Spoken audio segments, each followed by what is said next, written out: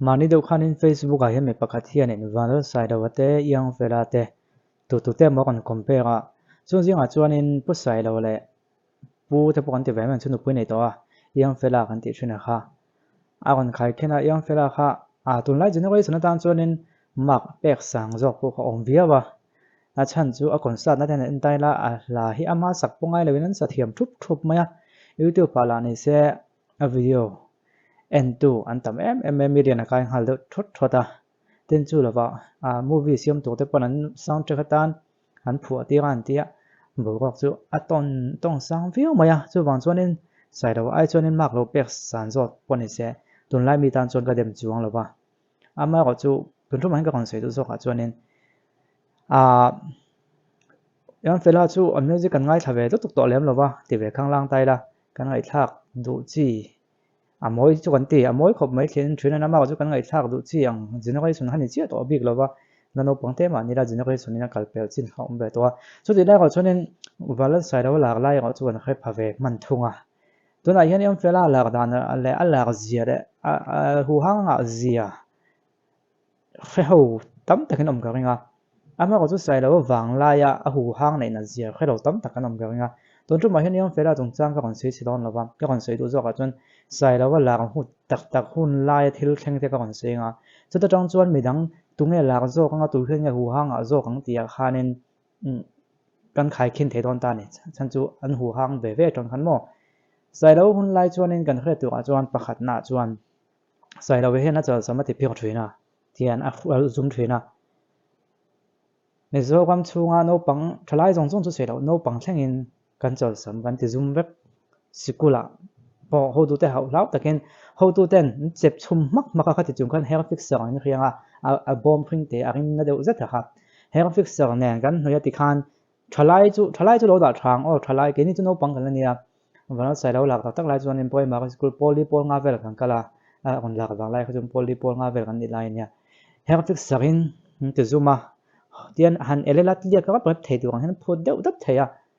thalai te zinga khachuanin soilo lumania no pang te zinga po kan chal sam health serin teng kan ti zum vek wanga kan ti chuanin wang sai ra na hera style khati khana ti thina tlat mena chu ni a hair style a ma chabe ga chuan khati khop khanin mizoram chung mi puite a chi ane ni chuan chu lo la chuan a thuam no ha kang kha mo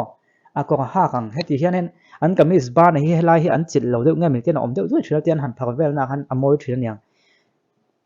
thalai tan khatiang han ti vele deuh sup mai ni an jeans ke ko hak te po mo jeans ke kon ha ne mo an thuam no hak nga piang kha an ha ve ha zel maya tin hei ai ko ba ta te po nianga kha super try an on ti chho pon a korlum a ngong bial chiang chi te a ma tle ma thil puin in rang deuh te an thuam no hak nga piang kha an ha ve ha sup ti rang chuna adik lo mai thema ko chu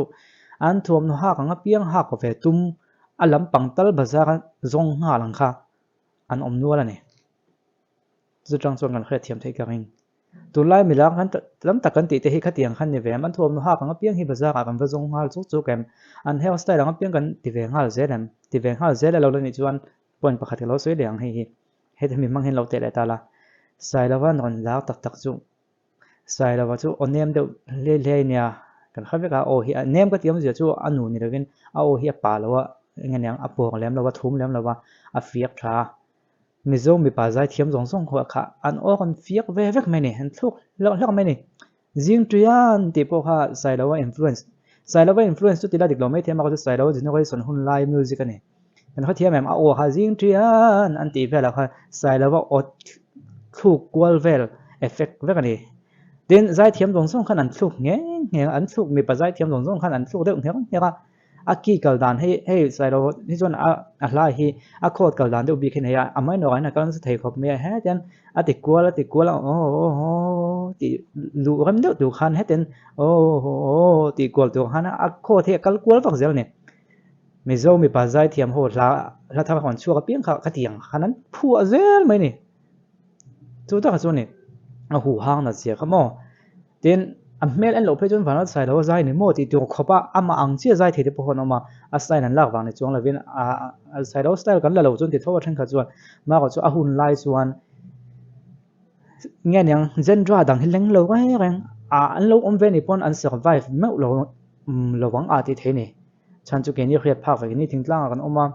chu wang chuanin sai lo o ang a thuk dan a khot kalna a hla po khatiang ang veka hla kon chuak thak le mi zo mi pa zai a pian khatiang style kon ti zel kha amak mai ni hu hang mai ni chu ani tun lai mi lau tam tak nen kan khai khin don chuan an hla kon chuak ang a piang an opek dan ang zong zong te a khot kal kwal dan te style zong zong te ro zai thiam kon chuak thawen an la ve zelem mi pahni khatin an la mai ni lo ne mi zo mi pa zong zong in an la da giá sum ret tiang mi pa zong zong ka ti chon style dang te rong kal te punom ve thawa ma ko chu mi zo mi pa zong zong deuh tho kha nen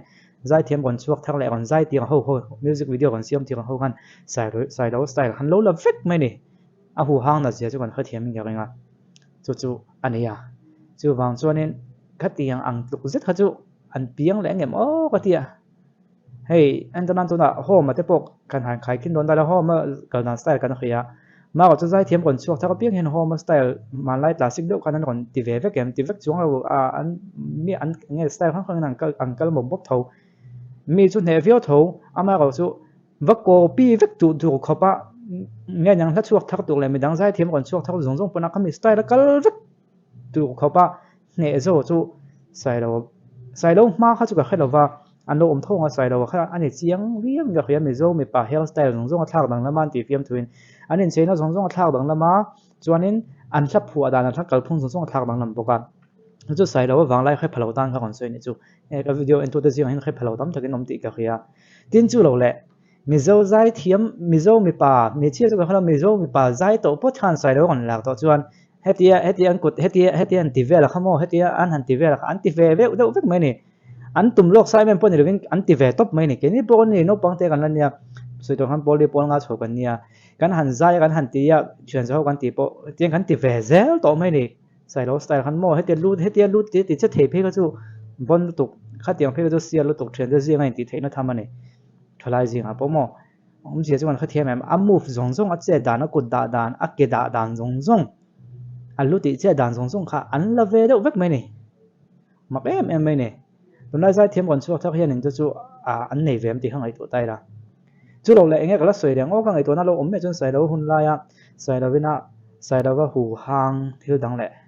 a kon sat na te le khang zong zong an hu te ya i mingan sign tiak ti vel kha chu ka kon soi don lo khang chu soi tu ka tam tu ka thu tok nge thu tak lo po khia thak lo nu te ming sign tiak ti te mai chu sai lo khana tong na sa nen ti mo nu te thak ming sign tiak du chi te ti kha tiang lo dam tak te pon tong na sa niam a hun lai cho nên social media la chak lo le ya khanin alla kha an na em ya social media chak tak hui cho nên thil chi dang dang hi kan hun sa ai zai thiam ani mo nghe nang sap zai te sap chit level te nam dong cha te kam hu pon noi noya ma chu te lai chu mu tu om ve hek lo le sai lo ha kon ni tlong me chan sin bu tong chan sin kan khian ni da top me ya tv ani usan puang ni chan puang ni da top me ya smartphone le tv la khlo om ve hek bok lo box si lo alla ha an na em ya khatiang kho pa hu hang nei da thei khan om don an mani o khatia ton hu mi dang ne nan han compare kan han khai khin hiam fiam thu ma ni sian khai khin khan mo fiam thu mai fiam thu an tv mai ma ni se ka thin lung takhi chuan in sai lo luk tu hi chuan lo om thein ka khalo azai thiam em mai ka ti lampang ni a hu hang na che kha a hun lai a fu box sia keset reel hetia tiang tiat vel kha tiang kha a kon la khami hun lai kha kon ni pha chu wang chuan in a hairstyle ti danang zong zong mi zong mi pain ti ve de vek an ke ko half full le lo half full ve an kamis ban helai an chil lo le lo chil lo ve le mai ko lu ma hong bial adum a helaya avar de do thak khatiang an hak chuanin khatiang hak tok lo zong ve hal khatiang ang khop kha chu an om le to don an moni le o ka ti tin an la thuk zong zong le an opek dan zong zong le a o nge niang fiak dan zong zong ti ve vek tum bok ang chi mo hu hang khana na tho kha ni chung zong zong pha pha ve lo tan chuanin i soi mai hin khia ni maya atak takin in zu khat thiam khak lawang a hu hang na zia tu zia kha tu lu tu ni no pangji nga po ani an hlan thiam vek ti ve khang te kha chu ti inge ka mu si thil ni lewen an hlan thiam vek no pang nan sa thei vek ti ta chu sai dawa chang kha chu lan ne pu tu zo an kha thiam em no pang te in sikula nan sam kan ti zoom vek khang te chon hla te kha chu chiang sa ni ka kha thiam vel khan ya tin zai rang rang in kuti hian an ti ve zel to bok ti te mo ka tiang chi te kha nia soi lo wang lai khe phadam takinom ga ringa thil thleng dot ni si lo in khe comment lama te lo soi khom tau la chun tu ma hianin sai lo chung chang ka ko kon oma ka kon sui ve me ni chu a chan chu a wang lai takhan kan khe phave lat maya a hu hang na zia kha mo ha ha chun tu ma hianin ka kon se ga chak me chu ni chu